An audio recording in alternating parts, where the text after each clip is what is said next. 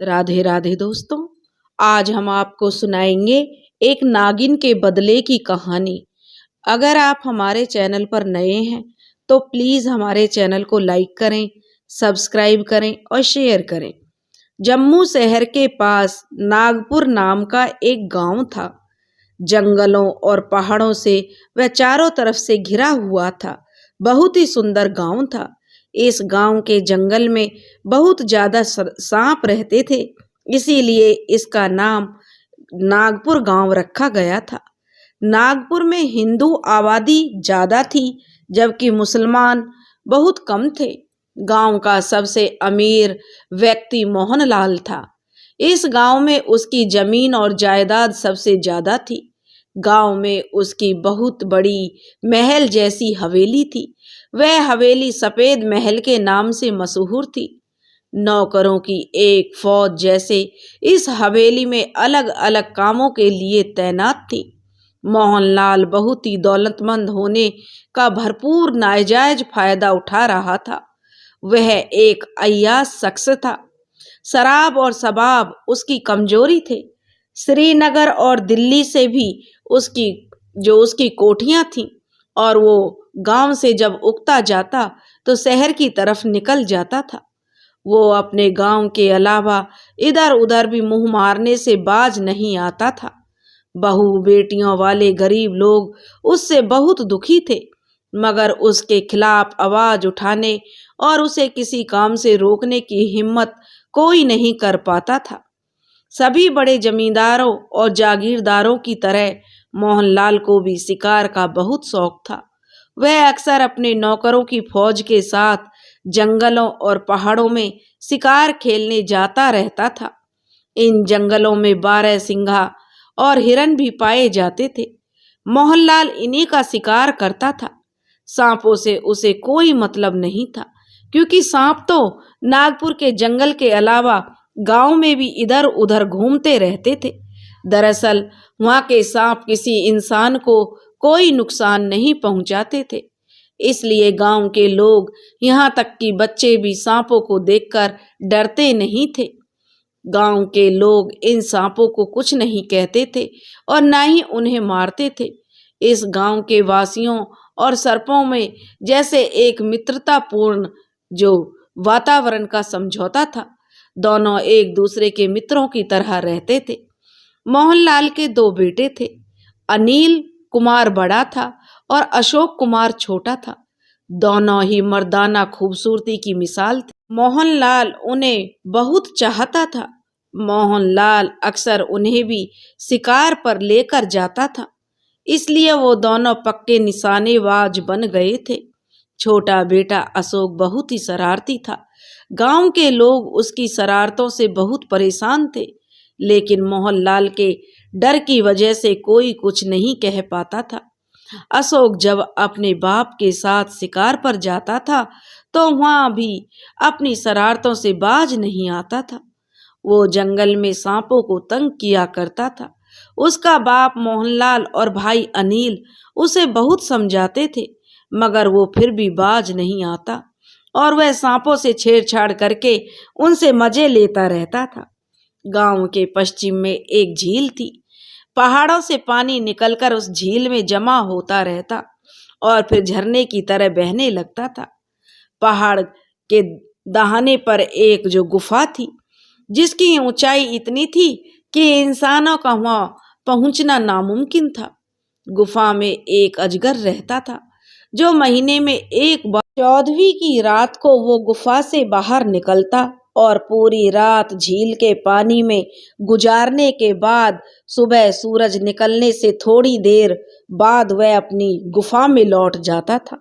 वो अजगर गांव वालों के लिए एक मसीहा की हैसियत रखता था, क्योंकि लोगों का मानना था जिस रात वो अजगर पानी में रहता है, पानी का रंग हरा हो जाता था और पानी में त्वचा की कोई भी बीमारी ठीक कर देने की शक्ति आ जाती थी।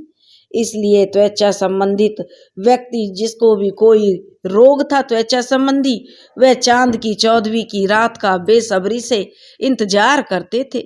रात को वो लोग जब रात की चांदनी में गुफा से निकलकर अजगर को पानी में दाखिल होते हुए देखते थे तो वे बहुत खुश होते थे। सांपों की तरह अजगर से भी कोई नहीं डरता था, ना ही उसका खौफ था। अजगर भी किसी की तरफ आंख उठाकर भी नहीं देखता था। सुबह जब अजगर वापस पहाड़ों में चला जाता था तो लोग जमकर नहाते। वो लोग जिसके जख्म पुराने होकर सड़ रहे होते या जिनको कोढ़ की बीमारी होती थी जो किसी भी दवा से ठीक नहीं होते थे, यह पानी उनके लिए वरदान साबित हो रहा था। यह सिलसिला कई वर्षों से चल रहा था। लोग दूर दूर से जो उस झील पर आते और अपनी त्वचा संबंधित रोगों को ठीक होने की वजह से उसमें नहाकर वापस चले जाते और ठीक हो जाते। यहाँ के लोग सांपों से नफरत नहीं करते थे। अनिल कुमार और अशोक कुमार जब जवानी की दहलीज पर कदम रख चुके थे, मगर अशोक की शरारतों में अब भी कोई कमी नहीं आई थी। अब तो वो दोनों अक्सर अपने बाप के बगैर ही शिकार खेलने चले जाते थे।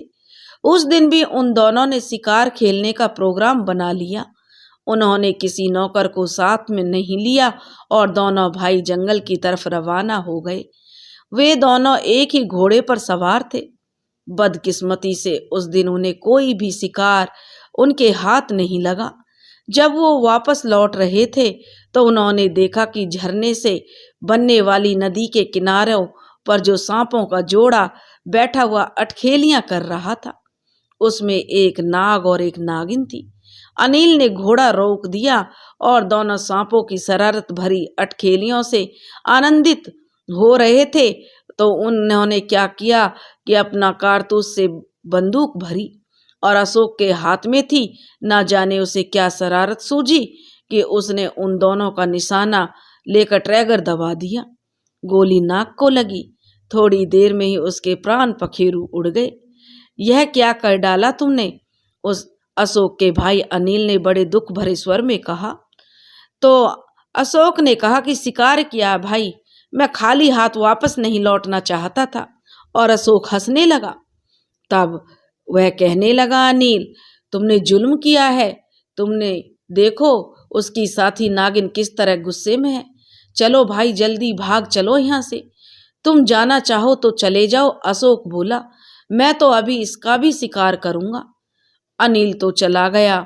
नागिन ने अपने नाग को अपनी आंखों के सामने मरते देखा तो वह गुस्से से पागल हो उठी और फुंकारती हुई अशोक की तरफ बढ़ने लगी।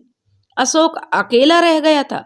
उसने घबरा कर 2-3 फायर किए, मगर बौखलाहट में जो उसका निशाना सही नहीं लगा। न अशोक ने डर के मारे बंदूक फेंक दी और भागने की बजाय नदी में छलांग लगा दी। लेकिन नदी के पानी में उसने छलांग लगा दी तो नागिन जो थी वह भी पानी में, उसने सोचा नागिन पानी में आएगी नहीं, मगर यह उसकी भूल थी। नागिन कुछ देर फुंकारती रही, फिर वो भी रेंगती हुई उसी पानी में उतर गई। उसने पानी में एक डुबकी लगाई और फिर बाहर निकलकर उस पहाड़ी की तरफ चल पड़ी जिसमें वो अजगर रहता था।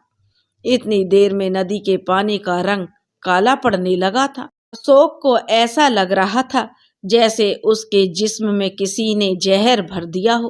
वह नदी से निकलकर गांव की तरफ भाग उठा। भागते भागते अशोक के शरीर में जलन होने लगी और वह जलन उससे बर्दाश्त नहीं हो रही थी, इसलिए वह चीख मारने लगा, लेकिन उसकी जलन शांत नहीं हो रही थी। नागिन ने शायद उस झील के पानी में अपना जहर छोड़ दिया था, उसे जहरीला कर दिया था। जहर इतना तेज था कि अशोक की चमड़ी गलकर सड़कर गिरने लगी। फिर हवेली पहुंचते ही अशोक अपनी जिंदगी से हाथ धो बैठा था। उसकी मौत इतने दर्दनाक तरीके से हुई थी कि देखने वाले और अपने कानों को हाथ लगाने लगे थे। गांव और हवेली में मातम का माहौल था। अनिल कुमार भी बहुत डरा हुआ था। मोहनलाल जब अपने काम से वापस लौटा तो अशोक की अर्थी तैयार थी। मोहनलाल को अपने जवान बेटे की मौत की खबर जो लगी तो उसकी हालत खराब थी। वह अपने जवान बेटे की मौत बर्दाश्त नहीं कर पा रहा था। जवान बेटे की मौत ने उसे तोड़कर रख दिया था। वो दीवारों से टकरा कर रो रहा था।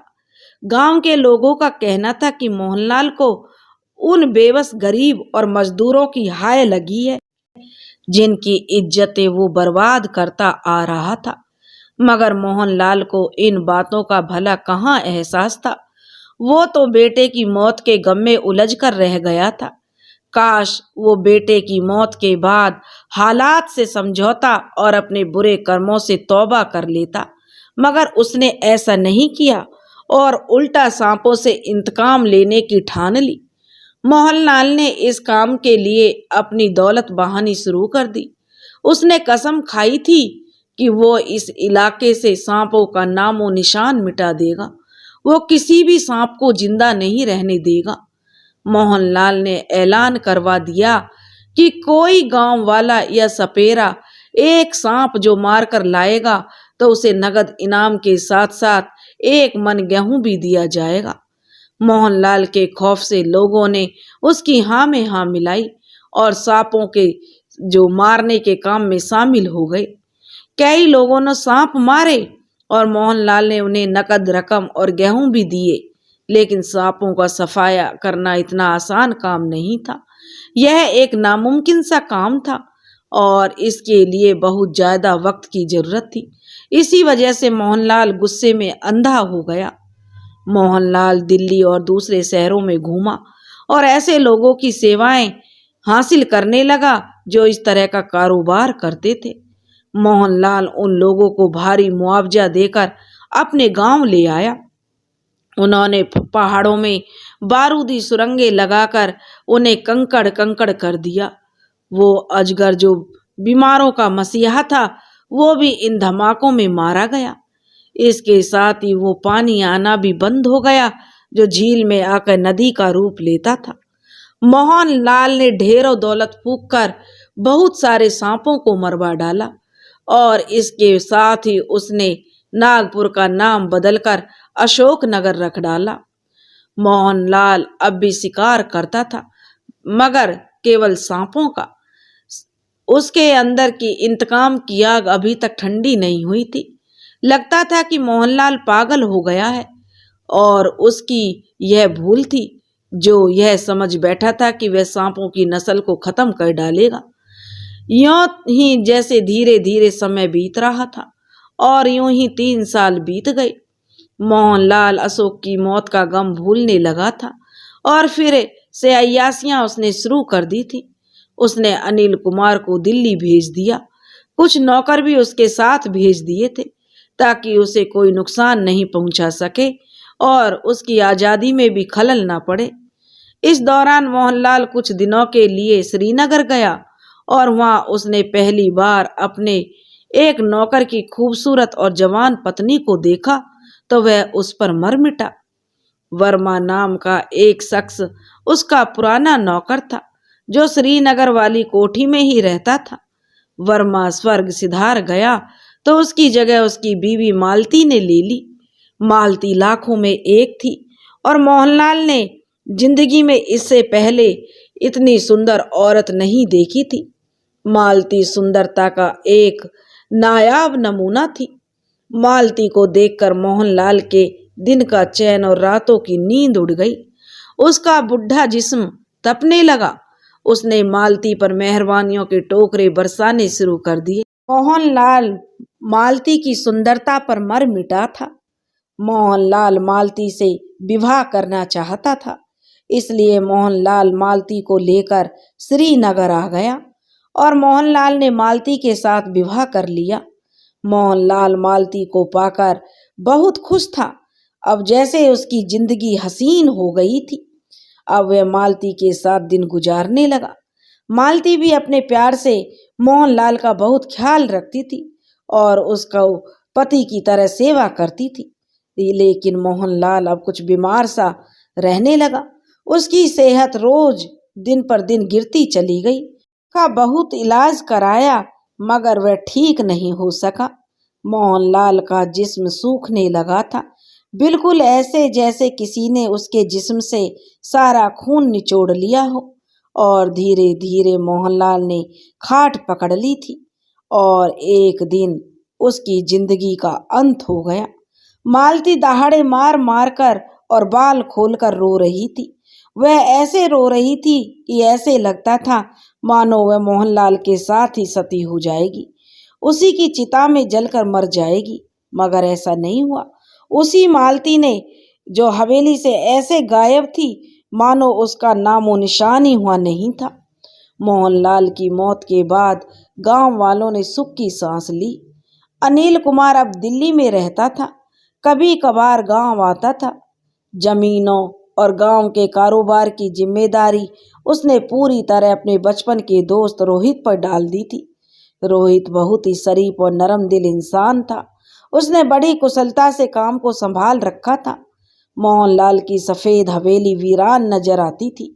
अनिल कुमार जब गांव आता तो हवेली की रौनक लौट आती थी। गांव में भी चहल पहल शुरू हो जाती थी। अनिल कुमार अपने बाप से बिल्कुल अलग था। उसने अभी तक शादी नहीं की थी। रोहित की बहन पूजा अनिल को पसंद करती थी, मगर अनिल ने उसमें कभी दिलचस्पी नहीं दिखाई। उसके दिल पर पूजा के लिए इस किस्म की भावनाएं ही नहीं थी। जबकि रोहित यह चाहता कि पूजा और अनिल की शादी हो जाए। वो इस क्षण की प्रतीक्षा कर रहा था कि कब अनिल जो पूजा का हाथ मांगेगा और वो हाँ कर दे। इन दिनों भी अनिल गांव आया हुआ था। गर्मियों के दिन थे। अनिल ने दिल्ली की गर्मी से राहत पाने के लिए गांव का रुख किया था। लंबे समय बाद न जाने उसके मन में क्या समाई, उसने शिकार का प्रोग्राम बना लिया। वो जंगल की तरफ निकल आया। जंगल में उसे एक हिरन दिखाई दिया तो उसने अपना घोड़ा उसके पीछे लगा दिया। उसके नौकर वहीं ठहर गए। जब अनिल उन्हें बुलाएगा तो वो जाकर शिकार उठा लाएंगे, क्योंकि अनिल का निशाना बहुत पक्का था। नौकर यही सोच रहे थे कि मालिक हुक्म देगा तो तभी तो हम हुक्म को बजाएंगे। और लेकिन हिरन को जो अनिल का निशाना नहीं लग रहा था। अनिल कुमार जंगल में ही आगे बढ़ा जा रहा था। आखिर हिरन उसकी आंखों से ओझल हो गया। अनिल ने इधर उधर हिरन को काफी तलाश किया, लेकिन हिरन का कहीं भी नामो निशान नहीं मिला। अनिल एक जगह रुककर अपनी सांसें ठीक करने लगा। वो जो हिरन के पीछे थक चुका था दौड़कर, उसने अपना घोड़ा भी उसका थक चुका था। वो सोच रहा था कि शायद हिरन दोबारा दिखाई दे और वो उसका शिकार करे, मगर उसे कामयाबी नहीं मिली। हिरन तो ऐसे गायब हुआ था जैसे उसे जमीन ही निगल गई।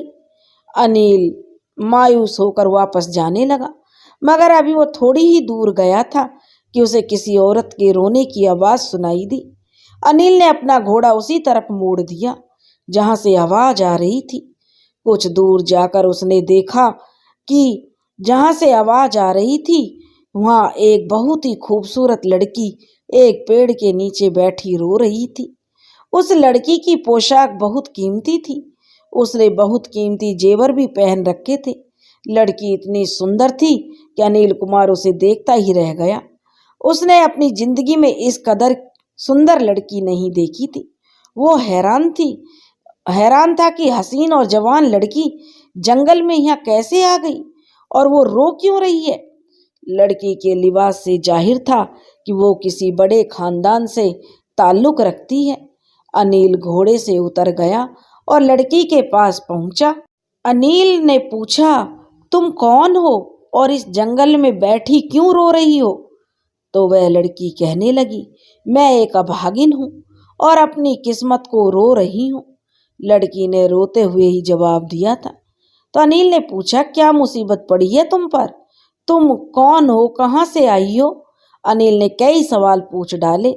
उसका लहजा काफी हमदर्दी वाला था और उसे बहुत हमदर्दी जता रहा था। और वह अनिल कहने लगा, मैं तुम्हारी क्या मदद कर सकता हूँ? तब लड़की ने पूछा, आप मेरी मदद कर सकते हो? तो अनिल ने बोला, हाँ हाँ, क्यों नहीं। तो तुम मुझे अपनी हालत तो बताओ, मैं हर मुमकिन मदद करने की कोशिश करूँगा। तब लड़की कहने लगी, मैं पंजाब की रहने वाली हूँ। मेरा बाप भंडार गांव का रईस था। हमारे पास ढेरों जायदाद और दौलत थी। मैं अपने बाप की इकलौती लाडली औलाद थी। साथ वाले गांव के राजपूतों से हमारी पुरानी दुश्मनी चली आ रही थी। अक्सर लड़ाई झगड़े होते रहते थे। कुछ दिन पहले वह झगड़ा बढ़ गया और राजपूतों ने हमारे गांव पर हमला कर दिया। मेरे बाप और बिरादरी वालों ने उनका मुकाबला किया, मगर इस लड़ाई में मेरा बाप मारा गया। मैं जानती थी कि दुश्मन अब मुझे पकड़कर अपने साथ ले जाएगा और मेरे साथ बहुत बुरा सलूक करेगा, इसलिए मैंने वहां से भाग निकलना ही सही समझा। मैं एक चोर दरवाजे से हवेली से निकलकर भागी। मैं छुपती छुपाती इधर उधर पनाह की तलाश में भटकने लगी और भटकते भटकते ही इस जंगल में आ पहुंची हूँ और कहीं पनाह की तलाश में हूँ। साथ में यह भी डर रही हूँ कि कहीं दुश्मन मुझे ढूंढते हुए इधर ही ना आ निकले और मुझे पकड़कर ना ले जाए। लड़की ने इतना कहकर फिर रोना शुरू कर दिया। लड़की की दुख भरी दास्तान सुनकर अनिल का दिल पसीज गया। अब वो अनिल कहने लगा, तुम्हें घबराने की जरूरत नहीं है। तुम दुश्मनों की पहुंच से बहुत दूर आ चुकी हो। अब तुम पंजाब में नहीं, कश्मीर में हो। मेरा तो अब तक इस दुनिया में कोई नहीं रहा। लड़की रोते हुए कहने लगी, मेरा तो सब कुछ लुट गया। अब मैं जिंदा कैसे रहूंगी और जिंदा रहकर करूंगी भी क्या? तो अनिल कहने लगा, रोने से कोई फायदा नहीं है। तुम मेरे साथ मेरे गांव में मेरी हवेली में चलकर रहो, वहां तुम्हें सुरक्षा भी मिलेगी और सुख भी। तो वह कहने लगी, आपकी हमदर्दी का बहुत बहुत शुक्रिया। और कहने लगी, आपने मुझे आप बहुत अच्छे आदमी लगे। तो अनिल बोला, फिर उठो और चलो मेरे साथ। तो वह कहने लगी कि मैं आपकी हवेली में किस हैसियत से रहूंगी, नौकरानी बनके? तब अनिल कहने लगा, ऐसा नहीं होगा, मैं तुम्हें एक रुतबा दूंगा। लड़की पूछने लगी, कैसा रुतबा? अनिल सोच में पड़ गया। लड़की की अद्भुत सुंदरता ने उसका मन मोह लिया था। अब उसे यह भी पता चल गया कि लड़की ऊंचे खानदान की है। तो अनिल ने कहा, अगर तुम बुरा ना मानो तो एक बात कहूं। लड़की बोली, हाँ हाँ कहिए। तब वह अनिल कहने लगा, मैं अशोक नगर के रईस मोहनलाल का बेटा हूँ। मैं तुम्हें अपनी पत्नी बनाकर तुम्हें जो वह हक देना चाहता हूँ। लड़की ने अपनी निगाहें झुका ली और अपना चेहरा हाथों में छुपाकर शर्माने लगी। अनिल का चेहरा खुशी से दमकने लगा। उसने आगे बढ़कर लड़की का हाथ पकड़ा और बोला, उठो मेरे दिल की रानी, मैं बहुत खुशकिस्मत हूँ और तुम्हारा शुक्रगुजार भी हूँ। तुमने मेरा मान रख लिया। तुम्हारे रूप में मुझे बिल्कुल वैसी ही पत्नी मिली है जैसी पत्नी पाने की मेरी दिली तमन्ना थी। लड़की ने अपना नाम सारिका बताया। अनिल ने सारिका को घोड़े पर बिठाया और अपने गांव की तरफ चल पड़ा। अनिल और सारिका की शादी बड़ी धूमधाम से हुई। कई दिन गांव में गहमा गहमी और जश्न का माहौल रहा। कुछ दिन बाद एक दिन सारिका ने अनिल कुमार से कहा, आपको पाकर मेरे दिल की मुराद पूरी हो गई है। इतनी खुशी मैंने अपने गांव में रहकर भी नहीं पाई थी जितनी आपकी संगत में रहकर मिली है। मैंने पूरा जीवन गांव में रहकर ही गुजारा है। अब मेरी इच्छा है कि हम शहर जाकर रहें। मैं शहर का जीवन जीकर उसमें भी आनंद उठाना चाहती हूँ। अनिल ने सारिका की इच्छा का सम्मान किया और उसे लेकर दिल्ली आ गया। उन दोनों में बेपनाह प्यार था और यह प्यार दिन पे दिन बढ़ता ही जा रहा था। अनिल तो रोज रोज उसकी कशिश में गिरफ्तार होता जा रहा था, मगर यह खुशी और उल्लास के दिन ज्यादा दिन बरकरार नहीं रह सके। अचानक ही अनिल बीमार हो गया। उसकी तबीयत बहुत खराब रहने लगी। उसका सारा जिस्म टूटा टूटा सा और पेट में हर वक्त दर्द रहने लगा। अनिल ने जो उसकी तरफ ध्यान नहीं दिया। वह कहने लगा, अरे यह तो मामूली बात है, कुछ कमजोरी हो गई है, जल्दी ठीक हो जाएगी। उसने सारिका के पूछने पर लापरवाही से कहा। तो सारिका कहती, नहीं जी, तुम अपना इलाज करा लो। लेकिन अनिल नहीं माना। ज्यों ज्यों समय गुजरता गया और अनिल की बीमारी बढ़ती गई। उसने डॉक्टर को दिखाया जब, तो डॉक्टर ने भी कहा कि मामूली बात है। उस मामूली बात के लिए डॉक्टर ने मामूली सी दवाई दे दी। अनिल ने बड़े नियम और समय से दवाइयाँ ली, लेकिन उसका पेट दर्द ठीक नहीं हुआ, बल्कि वो दर्द प्रतिदिन बढ़ता ही गया। फिर कई डॉक्टर और हकीम वैद्यों से इलाज कराने का सिलसिला चल निकला, मगर नतीजा वही ढाक के 3 पात। मर्ज दिन पर दिन बढ़ता जा रहा था। नौबत यहाँ तक पहुँच गई कि बीमारी की वजह से अनिल अपने कमरे तक ही सीमित रह गया। वो हर वक्त बिस्तर पर पड़ा रहता था। अनिल इस कदर कमजोर हो गया था कि उसमें चलने फिरने की भी हिम्मत नहीं रही थी। सारिका भी अनिल की बीमारी की वजह से परेशान रहने लगी थी। वो हर वक्त अनिल के पास रहती थी और बड़ी लगन से उसकी तीमारदारी करती थी। ऐसे ही कई महीने गुजर गए। किसी की समझ में नहीं आ रहा था आखिर अनिल को कौन सी बीमारी है। डॉक्टर, हकीम, वैद्य अपनी कोशिश करके हार गए थे। खुद अनिल भी फिक्रमंद था। उसे लगता था उसकी जिंदगी के दिन कम होते जा रहे हैं। सारिका हर पल उसको डांडस बंधाती रहती कि वो जल्दी ठीक हो जाएगा। रोहित ने जो अनिल की तरफ से भी निराश होकर पूजा की शादी दूसरी जगह कर दी थी, उसे दुख जरूर था कि अनिल ने उसका मान नहीं रखा, मगर वो अनिल से नाराज नहीं था। उसे अनिल से आज भी उतना ही लगाव था जितना कि शादी से पहले था। पूजा शादी के बाद अपने पति के साथ श्रीनगर चली गई थी। एक दिन रोहित किसी काम से दिल्ली आया तो वो अनिल से मिलने भी चला आया। उसने अनिल की हालत देखी तो यह देखकर वह परेशान हो गया। रोहित 1 हफ्ता दिल्ली रहा और उसने अनिल की सेवा की, हर तरह से अनिल का ख्याल रखा। एक बार फिर उसने अनिल को कई डॉक्टरों से दिखाया और फिर जिद करके वो अनिल और सारिका को वापस गांव ले आया। अनिल और सारिका दोनों ही गांव नहीं जाना चाहते थे, क्योंकि इन दिनों सारिका गर्भवती थी, मगर रोहित ने उनकी एक नहीं सुनी थी और उसका ख्याल था कि गांव के खुले वातावरण में जो वो रहेंगे और उस स्वास्थ्यवर्धक पानी से अनिल जल्दी ही ठीक हो जाएगा। गांव लाकर रोहित ने एक बार फिर हकीमों और वैद्यों की लाइन लगा दी अनिल के लिए और फिर से जो उसका इलाज शुरू करवा दिया, मगर फिर भी अनिल की सेहत ठीक नहीं हो पा रही थी। उसकी बीमारी ही किसी की समझ में नहीं आ रही थी, तो इलाज कैसे होता। इस दौरान रोहित की भी शादी हो गई थी। रोहित ने भी अपनी पसंद की लड़की से शादी की थी। उसकी पत्नी का नाम रूपा था। रूपा साथ वाले गांव कंडियाल के ठाकुरों की इकलौती और लाडली बेटी थी। समय आने पर सारिका ने सफेद हवेली में एक बेटी को जन्म दिया। उसकी बहुत ही और गोल मटोल सी बेटी थी, बहुत ही सुंदर थी। उसका नाम नीलिमा रखा गया। उसके 2 महीने बाद ही रोहित और रूपा के भी एक बेटे का जन्म हुआ। उन चारों ने मिलकर नीलिमा और रोहित के बेटे की सगाई तय कर दी। दूर दराज क्षेत्रों में उन दिनों बच्चे पैदा होते ही विवाह तय कर दिए जाते थे। यह सब कुछ सारिका और अनिल की इच्छा पर हुआ था और दूध मुंह राजकुमार सफेद हवेली का दामाद चुन लिया गया था। अनिल और सारिका भविष्य में गांव में ही रहने का इरादा कर चुके थे। अब सारिका गांव में रहकर बहुत खुश थी, मगर अनिल जैसे दिन प्रतिदिन मौत की तरफ बढ़ रहा था। सारिका को उसकी बहुत फिक्र थी और वो दिन रात उसकी सेहत के लिए प्रार्थना करती रहती थी, मगर अनिल के कदम जिंदगी की तरफ लौट नहीं रहे थे। एक दिन रोहित घूमता फिरता पहाड़ी पर एक सन्यासी जी के पास जा पहुंचा, जिनके बारे में उसे पता चला था कि वो एक बहुत ही बड़े चमत्कारी पुरुष हैं।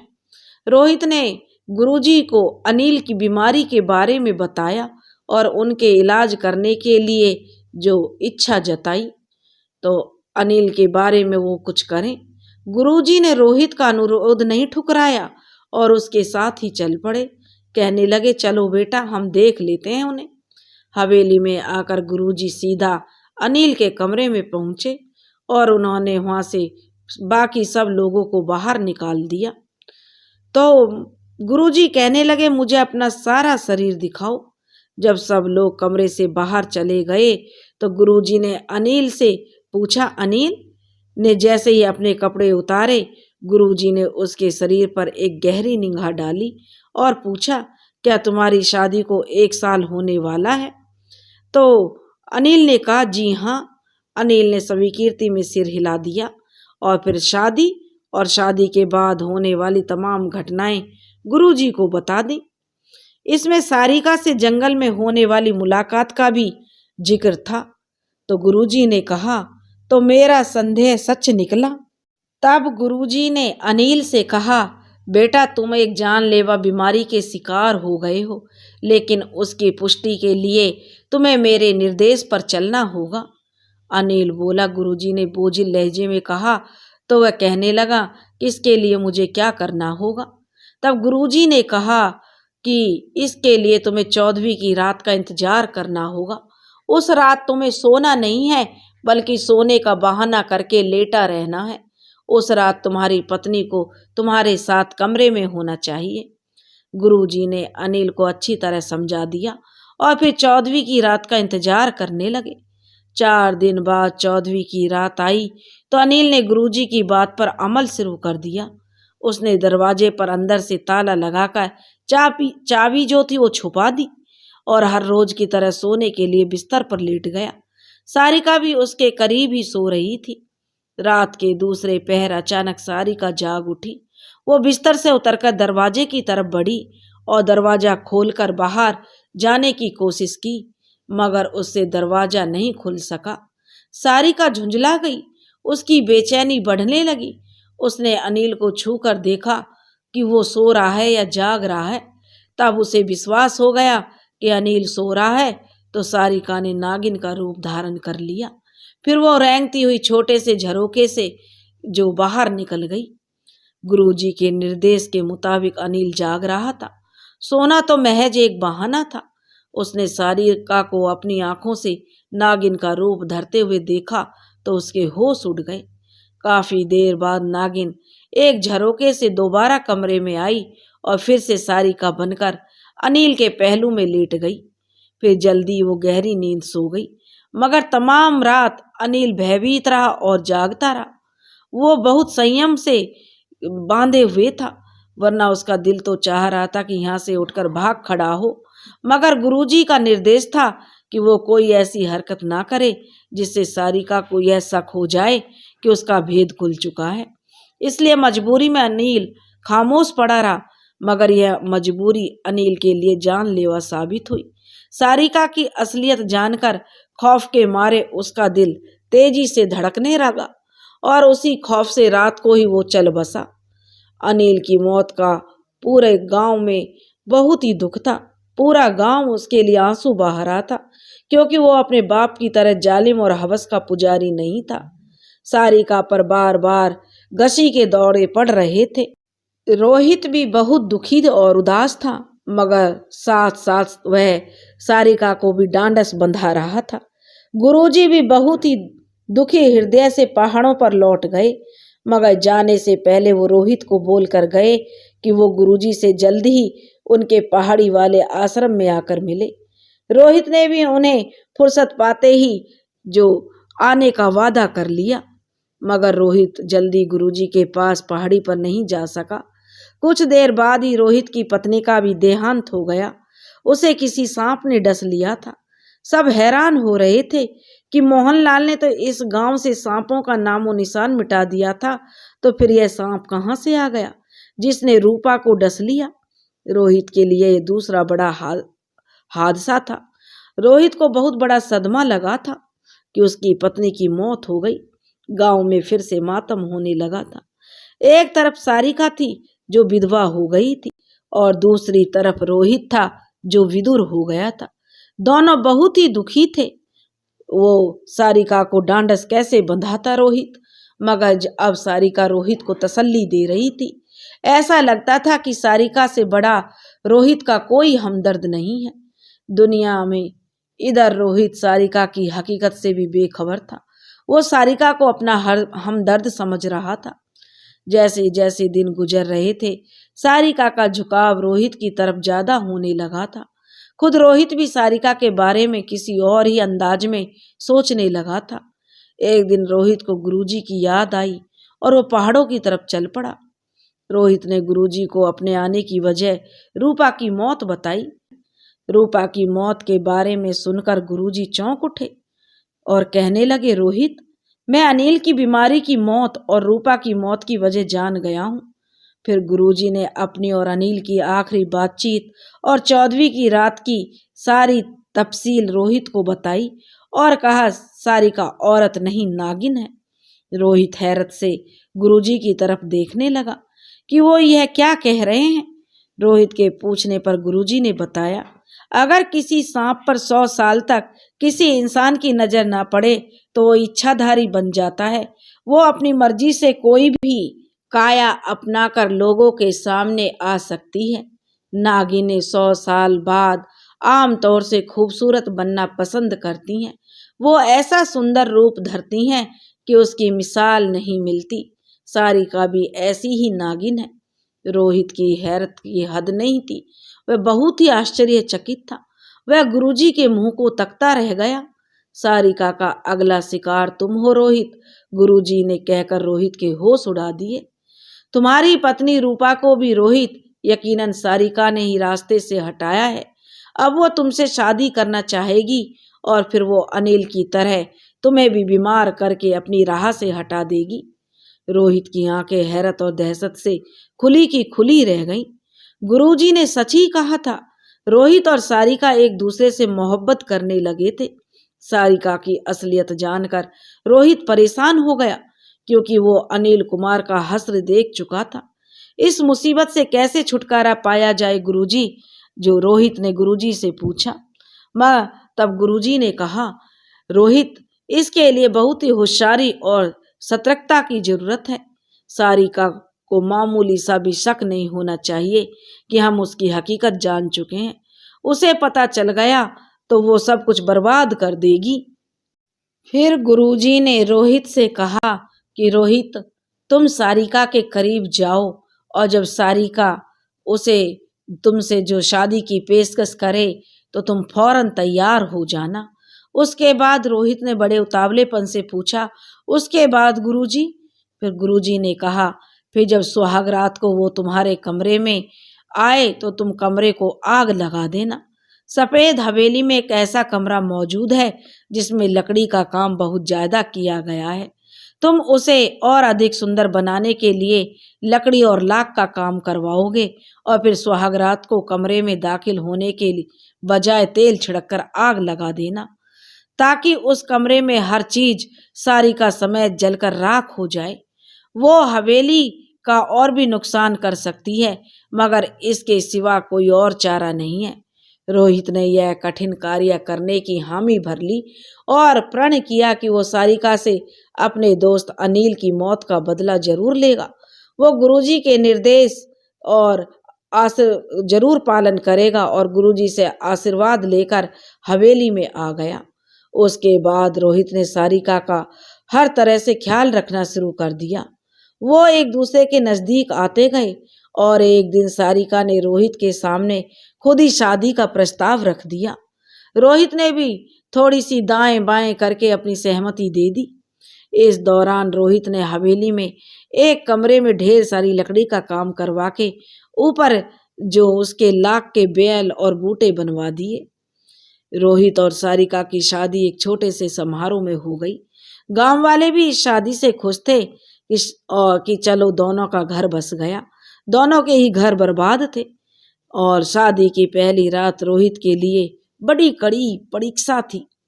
वह परीक्षा की रात थी। उसके लिए जिंदगी और मौत का ख्याल था। जरा सी लापरवाही बाजी पलट सकती थी। सारिका दुल्हन बजी सुहाग सेज पर रोहित की प्रतीक्षा कर रही थी, मगर उसकी प्रतीक्षा रंग नहीं लाई। रोहित ने प्रोग्राम के मुताबिक उस कमरे को आग लगा दी। देखते ही देखते वो कमरा जलकर राख हो गया। सारिका भी उसमें जलकर मर चुकी थी। अगले दिन रोहित ने गांव वालों को भी सारिका की असलियत बता दी। गांव वाले हैरान होने के साथ साथ गांव वालों ने सुख की सांस ली। रोहित अपनी कामयाबी की खबर से गुरुजी को सुनाने पहाड़ों पर चला गया। यह सुनकर गुरुजी खुश हो गए कि एक जहरीली नागिन से उसकी जान छूट गई। नागिन को खत्म करना इतना आसान नहीं था। अब रोहित ही हवेली का मालिक था। उसने अपने बेटे राजकुमार और अनिल कुमार की बेटी नीलिमा के लिए रूपा की बहन से शादी कर ली। उसकी दूसरी पत्नी ने राजकुमार का तो खूब ख्याल रखा, मगर वो नीलम से नफरत करती थी, क्योंकि नीलम की माँ उसकी बहन रूपा की कातिल थी। इसके विपरीत रोहित नीलिमा का बहुत ख्याल रखता था, क्योंकि रोहित नीलिमा को ही हवेली की असली मालिक समझता था। नीलिमा और राजकुमार दोनों आपस में खूब लड़ते थे। यूं ही वक्त अपनी रफ्तार से गुजरता जा रहा था और वो दोनों जवान हो रहे थे। रोहित चाहता था कि दोनों अच्छी शिक्षा प्राप्त करें। उसने राजकुमार को पढ़ने के लिए श्रीनगर भेज दिया, मगर नीलिमा को पढ़ाई में कोई दिलचस्पी नहीं थी। ज्यों ज्यों नीलिमा बड़ी हो रही थी, वो अकेली रहने की आदी हो गई थी। गांव में नीलिमा की कोई सहेली नहीं थी। कई लड़कियां वक्त वक्त पर उससे हवेली में मिलने आती रहती थी, मगर वो किसी के घर गांव में नहीं जाती थी। नीलिमा रोहित से भी अब खिंची खिंची रहती थी, मगर रोहित फिर भी उसका बहुत ख्याल रखता था। इसी तरह समय गुजर रहा था और कई बरस गुजर गए। राजकुमार अब अपनी शिक्षा पूरी करके लौटा तो रोहित और उसकी पत्नी ने नीलिमा और राजकुमार की शादी करने का फैसला कर लिया। रोहित ने उन दोनों की शादी पर रुपया पानी की तरह बहाया था और अपने तमाम अरमान पूरे किए थे। फिर वो रात भी आ गई। वो उनकी सुहाग रात थी, जो हवेली में मनाई जा रही थी। राजकुमार के मन में हजारों अरमान बसाए हुए राजकुमार उस कमरे में दाखिल हुआ जिसमें नीलिमा दुल्हन बनी उसकी प्रतीक्षा कर रही थी। ज्यों ही राजकुमार ने नीलिमा का घूंघट उठाया, वो नीलिमा की जो बेपनाह सुंदरता देखकर दंग रह गया। वो इस वक्त आकाश से उतरी कोई अप्सरा लग रही थी। राजकुमार ने अपनी सुनहरे रंग की शेरवानी उतारी और उसे खूंटी पर टांगकर जैसे ही वह वापस मुड़ा तो उसे हैरत का जबरदस्त झटका लगा। अब पलंग पर नीलिमा की जगह जो एक नागिन फन फैलाए बैठी हुई फुंकार रही थी।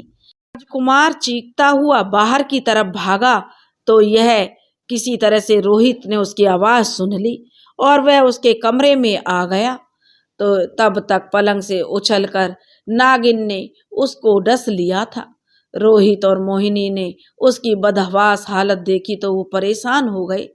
देखते ही देखते राजकुमार ने उन दोनों की बाहों में दम तोड़ दिया। मरने से पहले एक बार उसके होठ हिले थे और उसने डूबी हुई आवाज में कहा था, नीलिमा औरत नहीं नागिन है, उसने मुझे डस लिया है। रोहित ने अपना सिर पकड़ लिया और पछताने लगा कि काश उसने सारिका के साथ साथ नीलिमा को भी जला दिया होता, मगर वो धोखा खा गया। उसे क्या मालूम था कि वो नीलिमा के रूप में एक और नागिन पाल रहा है।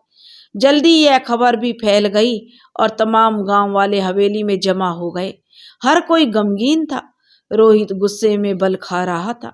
नीलिमा नागिन के रूप में हवेली में ही कहीं होगी, वो बचने नहीं पाई।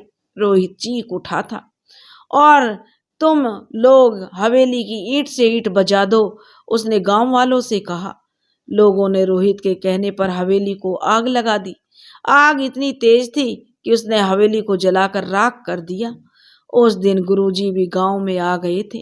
उन्हें जब नीलिमा के बारे में बताया गया तो वे बहुत दुखी हुए। गुरुजी कहने लगे, मुझे दुख है कि मैं नीलिमा की हकीकत नहीं जान सका और ना ही इस दौरान तुम मेरे पास आए, मगर अब मुझे तसल्ली है कि नीलिमा अब मर चुकी है, वरना न जाने और क्या कुछ देखना पड़ता। अब उस हवेली और पूरे गांव के खंडर भी नजर नहीं आते।